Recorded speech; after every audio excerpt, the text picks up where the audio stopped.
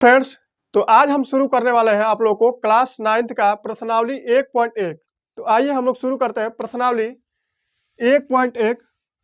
ठीक है, इसमें सबसे पहले हम लोग को पता होना चाहिए कि वास्तविक संख्या किसे कहते हैं, परिमेय संख्या किसे कहते हैं और अपरिमेय संख्या किसे कहते हैं। ठीक है, प्रश्नावली 1.1 का पहला सवाल है, कह रहा है कि क्या शून्य एक परिमेय संख्या है, क्या इसे आप p बटा q के रूप में लिख सकते हैं, जहां p और q पूर्णांक है और q बराबर नहीं 0 है। ठीक है, तो पहले हम लोग सवाल को समझते हैं। ठीक है, कह रहा है कि क्या शून्य एक परिमेय संख्या है, जो शून्य होता है यानी कि 0। कह रहा है कि 0 परिमेय संख्या है। ठीक है, क्या आप लोग इसे p बटा q के रूप में लिख सकते हैं। देखिए, परिमेय संख्या किसे कहते हैं, जिसे हम लोग p बटा q के रूप में लिख सकते हैं, उसे हम लोग क्या कहते हैं, परिमेय संख्या कहते हैं। ठीक है, तो कह रहा है ठीक उसी प्रकार क्या 0 को हम लोग p बटा q के रूप में लिख सकते हैं। ठीक है, इसके बाद क्या कह रहा है, यहाँ पे देखिए, कह रहा है कि q बराबर नहीं 0। ठीक है, ये बराबर नहीं का क्या है, संकेत है, चिन्ह है। ठीक है, यानी कि q बराबर नहीं 0 लेना है। ठीक है, यानी कि q के बराबर 0 नहीं रहना चाहिए। ठीक है, तो आइए देखते हैं हम लोग इसको हल करते हैं।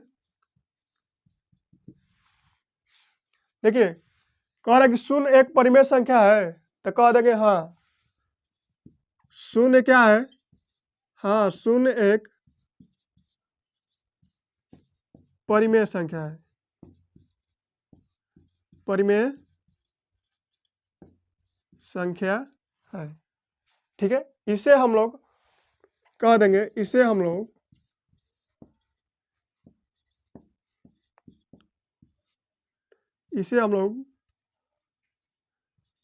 p बटा q के रूप में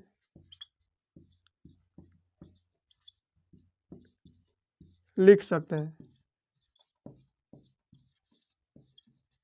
ठीक है, शून्य एक परिमेय संख्या है, इसे हम लोग p बटा q के रूप में लिख सकते हैं। जैसे देखिए, यहाँ पे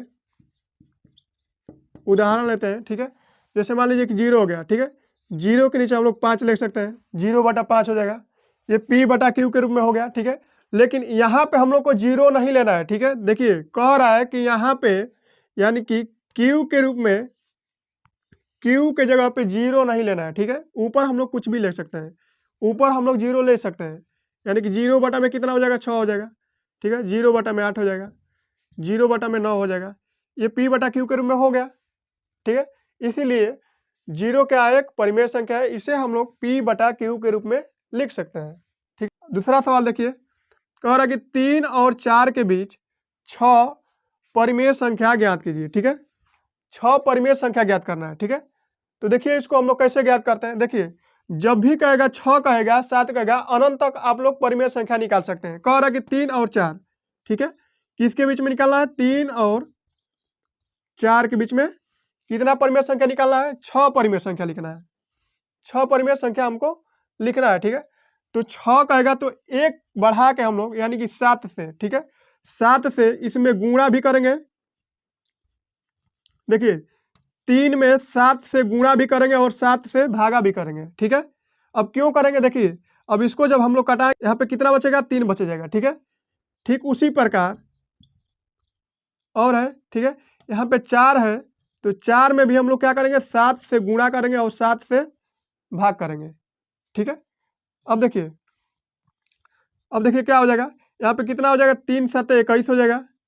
ठीक है, और 7 और ये कितना हो जाएगा, 7 चौके 28 बटे में कितना हो जाएगा, 7 हो जाएगा। ठीक है, अब देखिए 21 बटे 7 और 28 बटे 7 के बीच में हम लोग को 6 परिमेय संख्या लिखना है। ठीक है, तो 21 के बाद क्या होता है, 22, 22 बटे में 7 हो जाएगा, 23 बटे में 7 हो जाएगा, 24 बटे में 7 हो जाएगा, 25 बटे में 7 हो जाएगा, 26 बटे में 7 हो जाएगा। यहाँ पे देखिए अब 27 बटा में 7 हो जाएगा। ठीक है, 6 परिमेय संख्या लिखना था।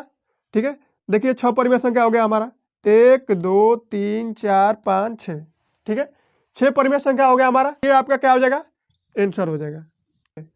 अब जैसे इसको बनाए थे ठीक उसी प्रकार इसको भी बनाएंगे। ठीक है, 3 बटा 5 है, और 4/5 है। ठीक है, कितना परिमेय संख्या कह रहा है ज्ञात करने के लिए? 5। ठीक है, तो आप लोग को बताया है कि 5 कहेगा तो 6 लेना है, 7 कहेगा तो 8 लेना है। ठीक है, 15 कहेगा तो 16 लेना है। ठीक है, तो यहाँ पे कितना दिया है? 5। तो 5 ना लेके हम लोग क्या करेंगे? 5 से 1 बढ़ा के 6 से क्या करेंगे? गुणा भाग करेंगे। इसमें 3 गुणे कितना हो जाएगा? 6, और 5 गुणे कितना हो जाएगा? 6। ठीक है, और कर लेंगे यहाँ भी जितना से गुणा के हैं, ठीक उसी प्रकार इसमें भी उतना ही से क्या करेंगे? गुणा करेंगे। 5 गुणे 6 हो गया। ठीक है, अब देखिए ये कितना हो जाएगा? ये देखिए ये कितना हो जाएगा? 3 6 के 18 हो जाएगा, ये 6 5 30,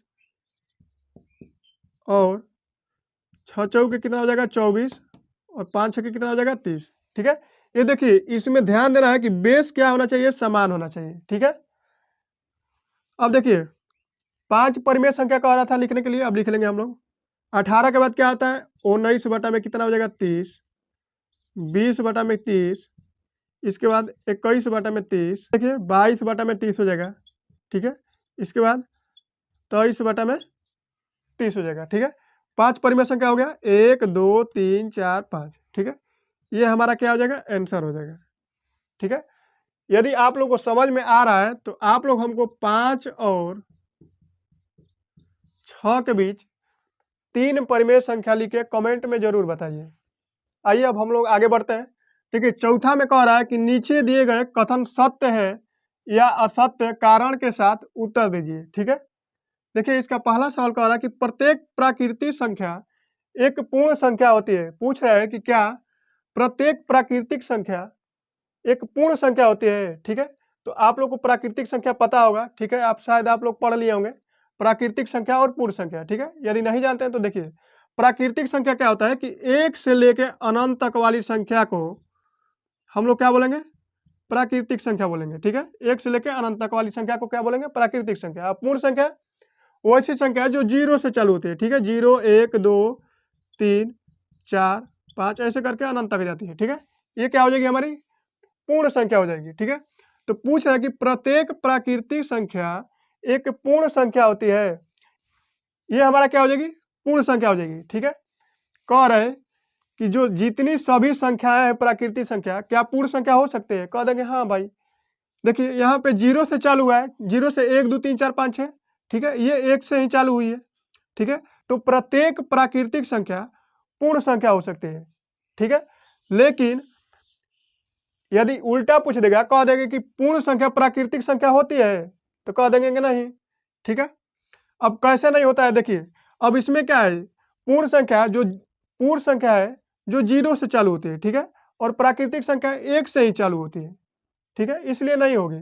ठीक है, लेकिन ये क्या पूछ रहा है कि प्रत्येक प्राकृतिक संख्या यानी कि प्राकृतिक संख्या पूर्ण संख्या है, तो कह देंगे हाँ सत्य है, लिखेंगे सत्य है।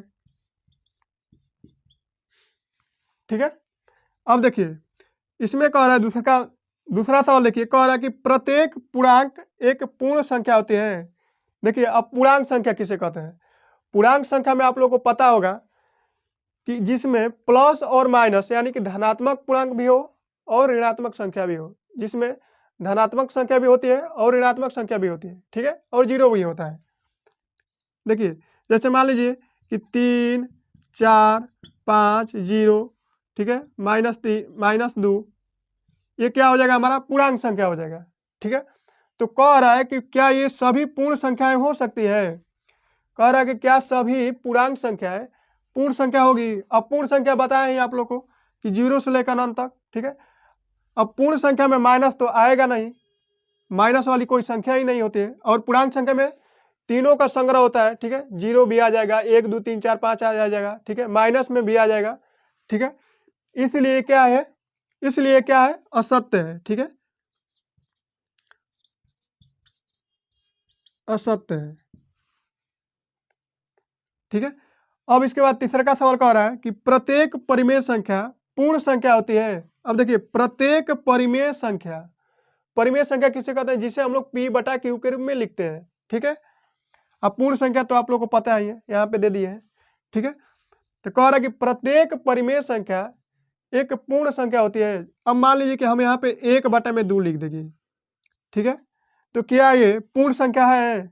अब देखिए पूर्ण संख्या को हम लोग ऐसे लिखे हैं, ठीक है। तो क्या ये पूर्ण संख्या है? ये हमारा क्या है? ये तो हमारा परिमेय संख्या है लेकिन पूर्ण संख्या नहीं है। तो ये क्या हो जाएगा? असत्य हो जाएगा। क्या हो जाएगा? असत्य हो जाएगा, ठीक है। या फिर हम लोग 3/5 ले लें, ठीक है। ये परिमेय संख्या है लेकिन पूर्ण संख्या नहीं है। या फिर 7/8 ले लीजिए। फिर मिलेंगे अगले नेक्स्ट वीडियो में, तब तक के लिए जय हिंद।